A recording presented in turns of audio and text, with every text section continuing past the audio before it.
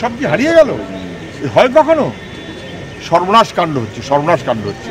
সন্দেশখালি যত আলোচনা হচ্ছে তত মানুষের মাথাটা নিচু হয়ে যাচ্ছে, কারণ মানুষ জানে আদিবাসীদের জমি দখল হয়েছে, সরকারও মেনে নিয়েছে, মানতে বাধ্য হয়েছে।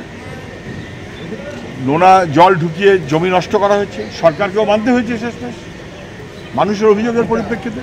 সিদ্দিকুল্লাহ চৌধুরী আক্রান্ত হয়ে চেঁচাচ্ছিলেন, ওরা গুন্ডা, ওরা তৃণমূল না। সেই তৃণমূলের নেতাকে সঙ্গে নিয়ে এখন পিসি ভাইপো ঘুরে বেড়াচ্ছেন, পারলে প্রায় তাদের পাশে দাঁড়িয়ে আছে।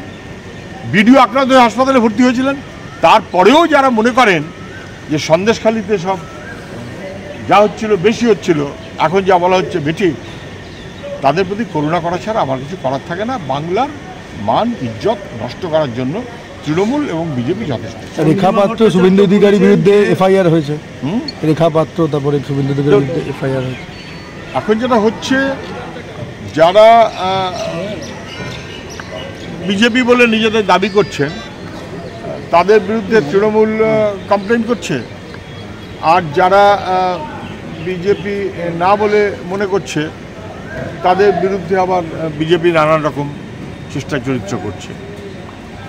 রেখা পাত্রর নাকি অভিযোগ পয়সার বিনিময়ে কারা চলে গেছিল, নাকি অভিযোগ, ওটাও কি ভিডিও ঠিক, কি ভিডিও ভাইরাল? মোদ্দা কথা, মানুষ কনফিউজ, মানুষকে কনফিউজ করে দিয়ে রাজনীতির ফসল লাভ ব্যবসা যারা করতে চান তারা বাংলার সর্বনাশ করছেন, মানুষের সর্বনাশ করছেন। আবার একই কথা বলছি, ভালো হচ্ছে না। যত এসব বলুন, যত আলোচনা করুন, এগুলো কোনোভাবেই ভালো হচ্ছে না। মায়েরা যেদিন বেরিয়েছিল হাতের লাঠি নিয়ে বেরিয়েছিল, ঝাঁটা নিয়ে বেরিয়েছিল, তারপর তারকে অ্যাডভান্টেজ নিচ্ছে না নিচ্ছে ভিন্ন কথা। ফলে মায়েদের মধ্যে কিন্তু মনোভাবটা স্পষ্ট। চন্দ্রিমা ভট্টাচার্য বলেছেন বাম এবং বিজেপি তারা অন্যান্য বিষয়ের সঙ্গে মহিলা নির্যাতনটাকে ভিড়িয়ে দিচ্ছে। চন্দ্রিমা ভট্টাচার্য নির্যাতিত হয়েছিলেন বলে তৃণমূলের বাইরে ছিলেন, আবার নাকি নির্যাতিত হয়েছেন বলে তৃণমূলে এসেছিলেন। ওনার কথা আমি কি বলবো বলুন দেখি? ওকে একটু কম পাওয়া যাচ্ছে বলে হয়তো ওনার দুঃখ হচ্ছে বলে মাঝে মধ্যে এদিক ওদিক কথা বলছেন। বামঠাম নিয়ে বলার মতন কোনো যোগ্যতা চন্দ্রিমা ভট্টাচার্যের হয়নি, বাকি যা পারে বলুন। আর বিজেপি সম্পর্কে যখন বলে তখন বুঝবেন যে বিজেপিতে যাওয়ার একটা লাইন খুঁজে রাখার জন্য বিজেপি করছে। যারা তৃণমূল হয়ে বেশি বিজেপি বিরোধিতা করেছে তারা পরে কিন্তু বিজেপিতে হাজির হয়েছে। আবার বিজেপিতে গিয়ে যারা মুখ্যমন্ত্রীর একেবারে দারুণ বিরোধিতা করেছেন তারা আবার পরে তৃণমূলে চলে এসছেন। আমি কত উদাহরণ দেবো? ভোটটা লোকসভার, বঙ্গে তা যেন 26-এর বিধানসভা নির্বাচনের মহড়া, তাহলে কেন সবার মুখে ক্ষমতা পরিবর্তনের কথা? এটা 24-এর লোকসভা নির্বাচন।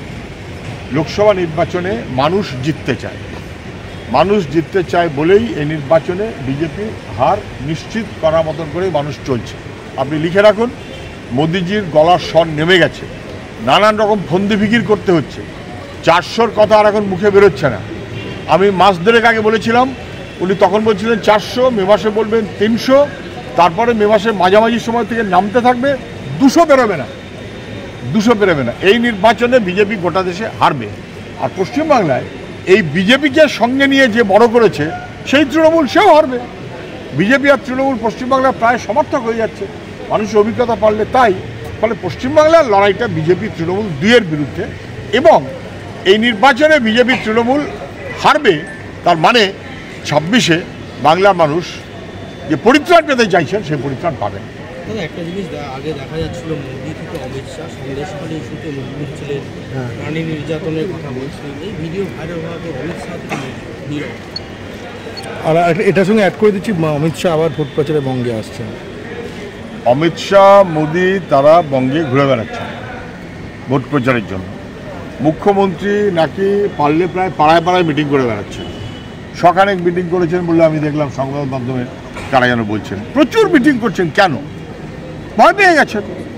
মোদিজি জানেন ওর হাল ভালো না, সেই কারণে বারে বারে, এবং অন্য কোনো রাজ্যে ওর ভালো হবে না। যদি পশ্চিমবাংলায় খানিকটা এদিক ওদিক করে কিছু সিট বার করা যায়, মমতা যদি সহায় হয়, বারবার ঘুরে বেড়াচ্ছেন। আর তৃণমূল বুঝে গেছে মানুষের মনে সাড়া হচ্ছে তৃণমূলের বিরুদ্ধে।